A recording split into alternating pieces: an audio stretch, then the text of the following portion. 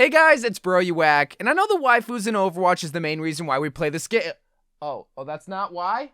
I must be playing the wrong game then. The heroes are the backbone, the bread and butter, the meat and potatoes of this video game. We love when a new hero comes into Overwatch because that means a new hero to potentially ruin the meta. Or make Rule 34 art, whichever is your preference. But with Blizzard giving us a bunch of brand new information in regards of Overwatch 2 from Blizzcon, that also includes new information in regards of brand new heroes. And as of right now, there's about 3 confirmed heroes, or about 2.5. One is Sojourn, something that we saw constantly in the behind the scenes look of Overwatch 2. Another is the Ninja Fox hero that was teased with the brand new map Kanazaka, but there's also one other hero that you might not know about, and that's the Queen of Junkertown. In a few frames in the behind the scenes look of Overwatch 2, there was some people that discovered that there were some assets of the Queen, which is her arms and legs, that were in a testing rink or something. Now, I'll be honest, this isn't at all on the same level of Sojourn, because that is the main hero that I did want to talk about in today's video. I just figured it's something that I would bring up because, well, we do need new heroes upon the release of Overwatch 2, so why not bring some characters that are already semi in the world of Overwatch, which the Queen has been in this world for a very long time. But like I said before, the main star of the show is Sojourn. She's basically the poster child of Overwatch expansion, and rightfully so. And no, it's not because of her thighs. Okay, maybe it's because of her thighs, but look at them thighs. I love this hero. God, I wish my head could be squished by him. But even though I'm joking about her thighs,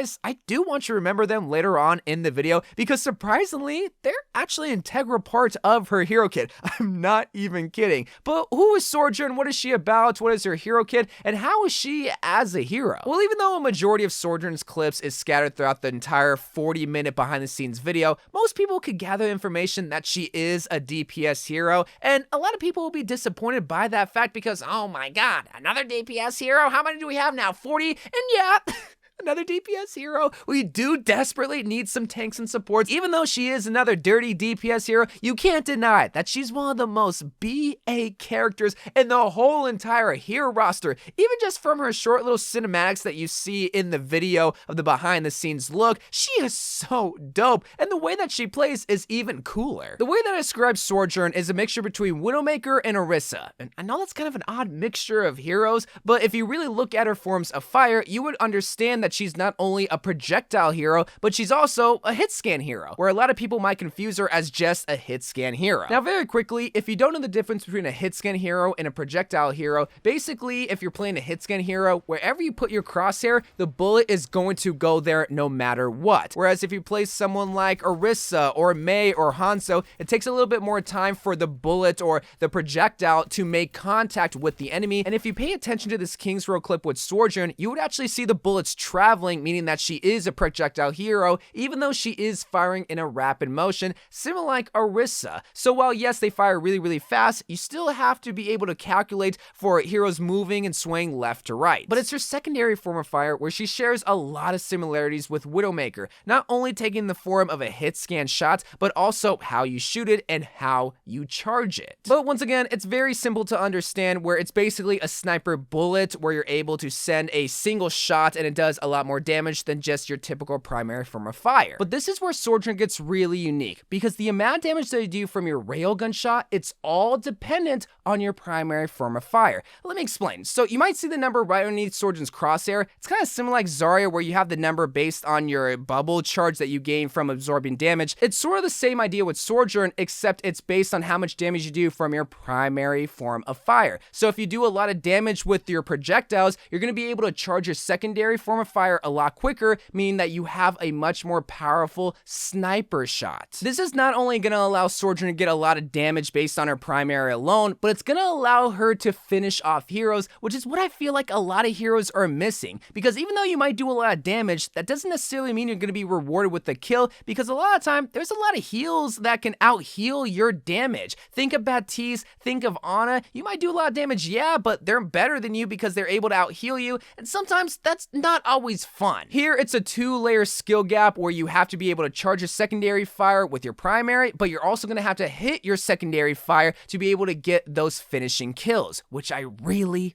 like. But even though this might be obvious, I did want to point out that even though I am describing this as a secondary firm fire, which it is, it's technically an ability because it's not always readily available. You have to get at least 1 damage off to be able to activate this, and you do have to charge it if you do want to get the full secondary shot. But when we look at Sojourn's ultimate, oh my God, this is when things get really spicy. In fact, this was an ultimate that I originally wanted for Widowmaker when I gave my ultimate rework ideas, because Widow's ultimate right now it's not really the best. But how Sojourn's ultimate works is you're able to have your secondary charge shots all the time. Even though you have to wait for a railgun to charge to 100% to get the full potential, you don't have to use your primary firm of fire to charge it back up. It's going to be charging up by itself. That means you have the potential to get a bunch of team wipes if you're able to get headshots. Again, this is why I really like Sojourn, because even though you activate your ultimate, even though you have team wiping potential, you still have to hit your shots.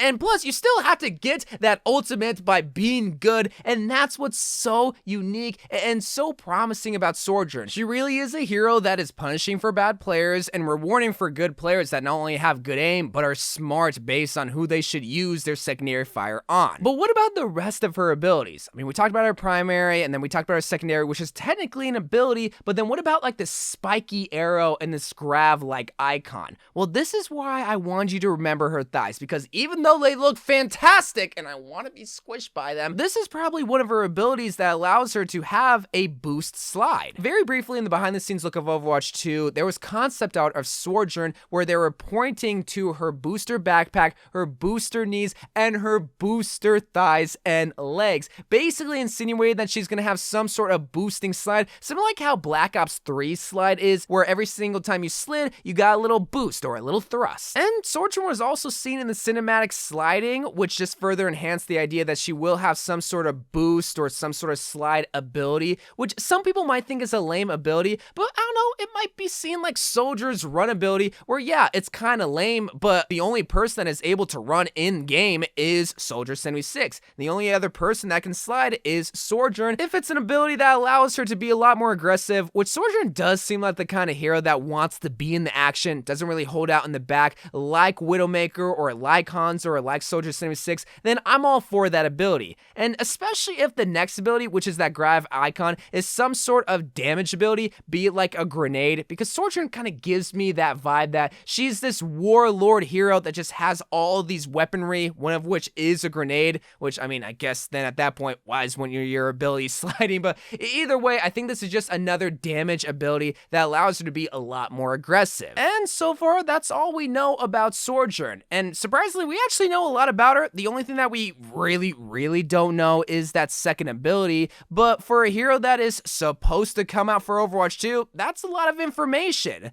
But is she gonna be coming out for Overwatch 2? Most people recall that Blizzard said that they don't plan to release any heroes after Echo until Overwatch 2 releases, but that was before COVID hit, and Blizzard could not have predicted COVID, and that definitely slowed down the process. So here's my theory of what they possibly could do in relations of a new hero, Sojourn, and Overwatch 2. If you recall the behind the scenes look, you would see constant cinematics and not only Sojourn, but also her playing with Winston and other Overwatch heroes in this new campaign mission taking place in Toronto. So what I expect them to do is for the Archives event, bring us that same campaign mission along with the release of Sojourn. I mean, it really is just logical thinking. They show so many clips of her. It seems like she's ready to be released right now. And someone did say in that behind the scenes look that she's been in the works for a while now. So if Overwatch needs a new hero, and if Overwatch 2 is not going to be released anytime soon, why not release her with the Archives event? I mean, if you wait until Overwatch 2 releases, that's going to be almost a whole 2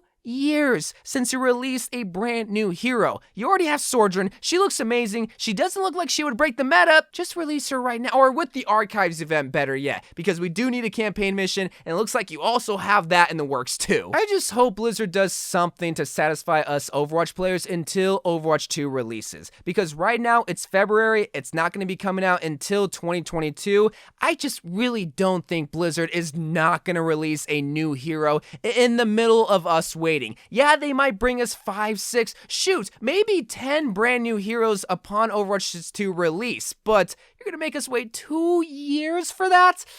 Ugh, Blizzard. But anyway, I love you guys. Thank you guys for watching. Let me know what you think about Sojourn, if you think that she should be released. That's actually a stupid question. I think you want her to release now, so hopefully in the future, Blizzard will release her, maybe for the Archives event. But we'll just have to see. I love you guys, and bye.